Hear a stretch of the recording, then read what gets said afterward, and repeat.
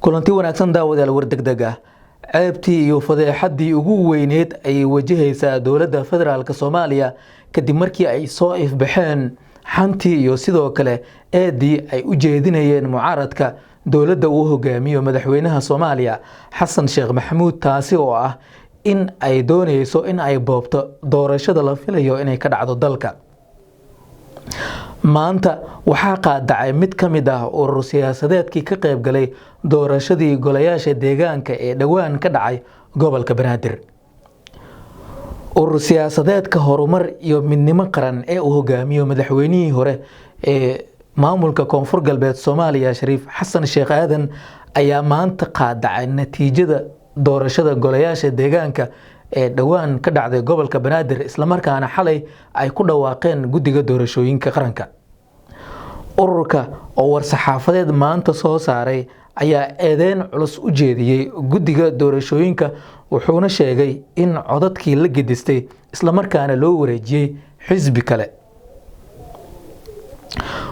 urur siyaasadeedka horumar iyo midnimo qaran ayaa si gaar ah uga cabanaya doorashadii degmada Waabari ka dhacday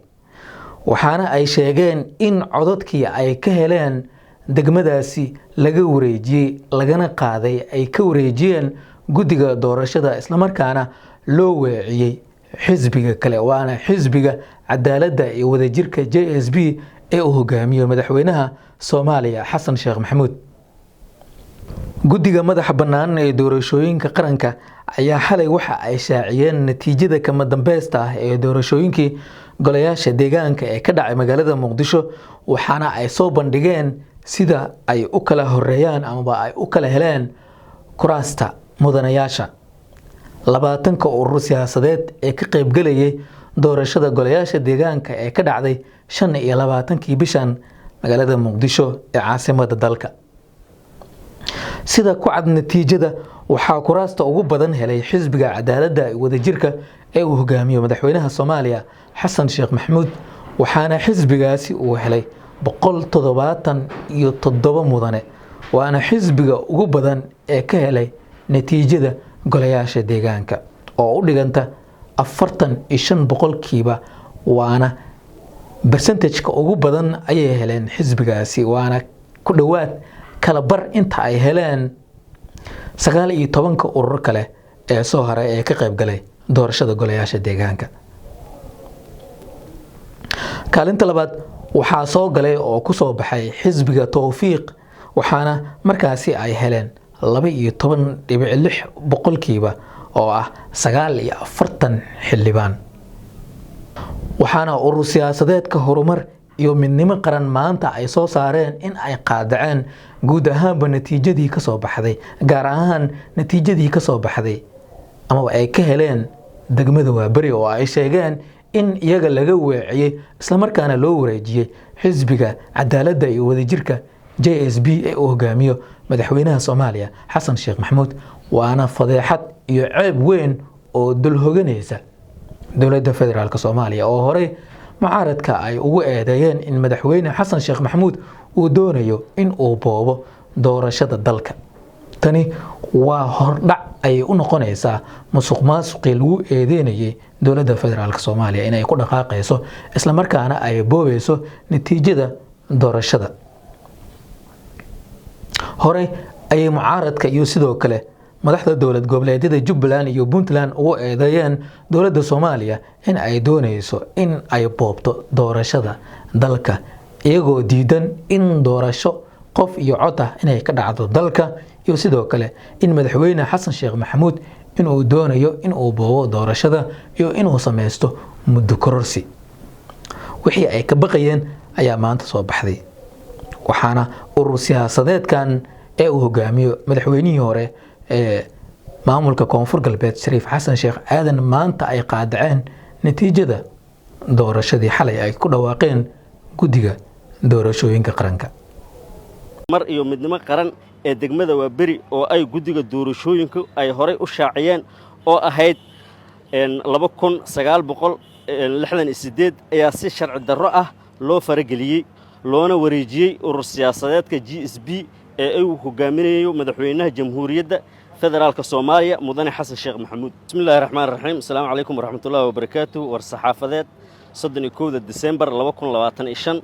ujeedo qaadacada natiijada doorashada golaha deegaanka ee gobolka Banaadir. Urur siyaasadeedka horumar iyo midnimo qaran MBU waa urur si sharci ah ugu diiwaan gashan guddiga madaxa bannaan ee doorashooyinka qaranka iyo soohdimaha Soomaaliyeed kana mid ahaa ururadii ka qayb galay doorashada golaha deegaanka gobolka Banaadir ee ka dhacday Muqdisho 25 Diseembar 2025.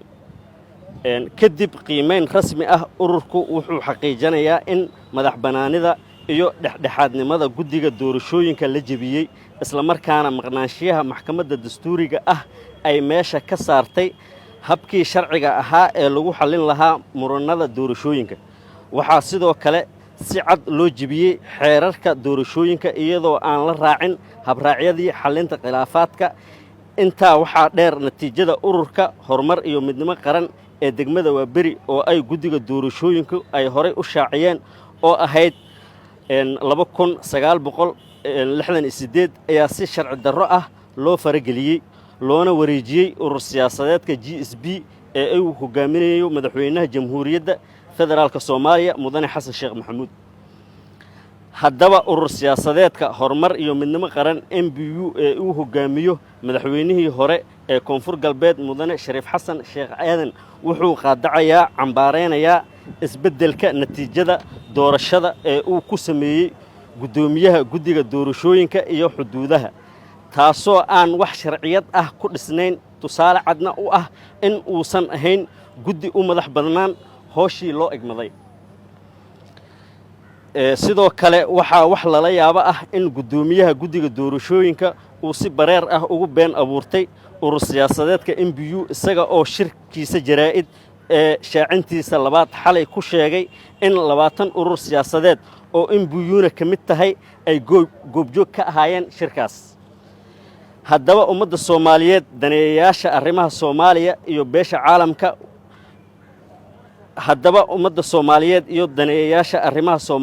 beesha caalamka waxaan u caddaynaynaa in sahankii aan ugu jirnay geedi socodka doorashada Soomaaliya oo ahaa in dalka ay ka dhacdo doorasho loo dhan yahay oo xor iyo xalaal ah ay ku soo dhammaatay natiijo go'aankeeda ay gacanta ku hayso dowladda federaalka Soomaaliya oo hadba si ay rabto u dhigi karto.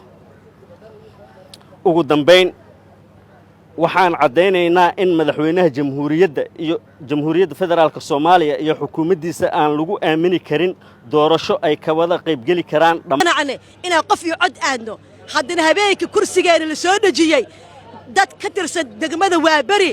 waxay dhaar ku mareen inay kursigooda soo cesho doonaan tirada kale kursigeena in loo astaaneeyo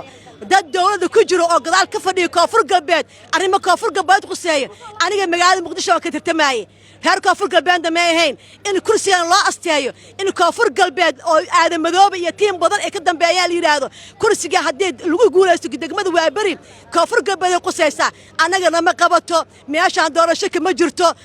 waxa waa baaba ka jiro afarta xisbi ku soo baxdayna waxa waa dawladda waxay wadato waay hadii wadanka dawlad ay ka jirto oo cadaalad ay ka jirto oo Xasan Sheekh Maxamuud uu dawladda wax ka yahay waxa laga qabto wadanka waa lagu dulman yahay anaga xisbigan ahaanteen dulmi inoo la geysto oo madaxda qaar dulmi ay noo geystaan ma aqbalayno anaga reer Muqdisho anahay reer Koonfur Galbeed waa isku jirnaa wallahi aan aqbalaynin marka wadanka doorashada waaba qaadacnay 10 kursina ma rabno kulli waxaan sheegaynaa mucaarad dal ku qabanaynaa xarunta dhexe ee xisbiga horumar iyo midnimo qaran ee magaalada Muqdisho waxaan rabnaa inaan qaadacno ama aan cambaarayno doorashadii ka dhacday golaha deegaanka gobolka Banaadir ayadoo aan ku qanci weynay natiijadii waxaan rabaa inaan halkan idinka sharxo natiijadii 27 ay shaaciyeen guddiga doorashooyinka ee xisbiga horumar iyo midnimo qaran uu kaga guuleystay degmada Waaberi taas oo ahayd 2968 cod oo aan kaga guuleysanay ururada kale sida meeshan ku cad ee u tartamayay degmada Waaberi 4 maalin iyo 5 maalin dhexdooda gudahooda waxa soo baxday natiijo kaleeto oo lagu sheegay in loo wareejiyay codadkii uu helay xisbiga horumar iyo midnimo qaran cadaaladda iyo wadajirka uu hogaamiyo madaxweynaha dalka madaxweyne xasan sheekh maxamuud halka 407 cod ay GSB haysatayna loo wareejiyay horumar iyo midnimo qaran marka sidaa darteeda waxaan ku qanci weynay in codad la wareejiyo ayada oon loo marin xab sharciyadeed ama xab maxkamadeed ama xitaa xalinta khilaafaadka guddiga doorashooyinka ay leeyihiin xitaa annaga aanan la kulmin ayadoo aan aragnay intana loo wacayna la dhahay natiijadiinii shalay aan ku dhawaaqnay waxay ahayd qalad codod idinku soo qaldamay codkaas waxaa iska lahayd GSB waa la wareejiyay cododkii waxaa loo wareejiyay GSB idinkana waxaa lahaydeen 407 taasna haddee wax la qaadan karo oo la ogolaan karo ma ahan arrintaanaan rabnaa inaan maanta ka hadalno shir jaraa'id ka qabana aadaan u mahadsantihiin waanu ambaaraynaynaa xisbiga horumar iyo midnimo qaranna doorashadan dib ayuu ugu noqday Soomaalida iyo dadkii mucaaradkii waxay diidanaayeen ayaa soo baxay markii hore waxaa la lahaa runtii dawladda Soomaaliya ayada shaati u tolatay doorasho ay runtii isla ekaysiisay natiijadeeda ay og tahay ayay qabanaysaa sidii ayaynu ku sii socotaa aad baan ugu xunnahay in JSB degmooyinka gobolka Banaadir oo dhan intuu ku soo guuleysto aqlabiyadooda hal degmo laga helo oo yiraahdo ma qoori karo waa nasiib darro kan ka cabsaday in la idilo ama la ishirqoolo ayaan soo baxay inta imid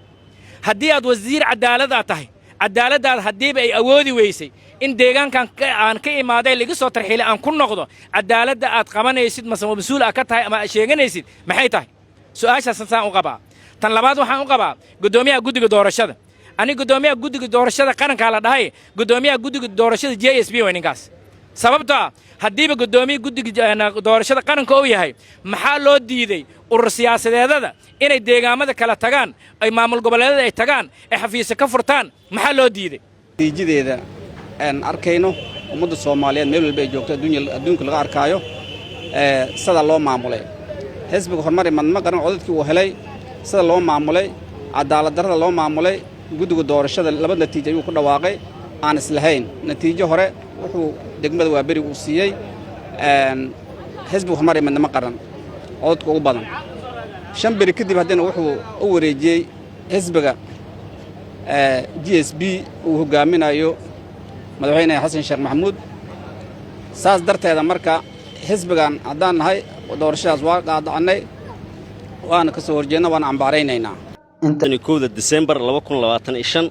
ujeedo qaadacaadda natiijada doorashada golaha deegaanka ee gobolka Banaadir urur siyaasadeedka horumar iyo midnimo qaran MBU waa urur si sharci ah ugu diiwaan gashan guddiga madaxa bannaan ee doorashooyinka qaranka iyo soohdimaha Soomaaliyeed kana mid ahaa ururadii ka qayb galay doorashada golaha deegaanka gobolka Banaadir ee ka dhacday Muqdisho 25 December 2025 kadib qiimeyn rasmi ah ururku wuxuu xaqiijinayaa in madax bannaanida iyo dhexdhexaadnimada guddiga doorashooyinka la jebiyey isla markaana maqnaanshiyaha maxkamadda dastuuriga ah ay meesha ka saartay habkii sharciga ahaa ee lagu xallin lahaa muranada doorashooyinka waxaa sidoo kale si cad loo jebiyey xeerarka doorashooyinka iyadoo aan la raacin habraacyadii xallinta khilaafaadka intaa waxaa dheer natiijada ururka horumar iyo midnimo qaran ee degmada waa bari oo ay guddiga doorashooyinku ay horay u shaaciyeen oo ahayd 2968 ayaa si sharci darro ah loo farageliyey loona wareejiyey urur siyaasadeedka GSB ee uu hogaaminayo madaxweynaha jamhuuriyadda federaalka Soomaaliya mudane xasan sheekh maxamuud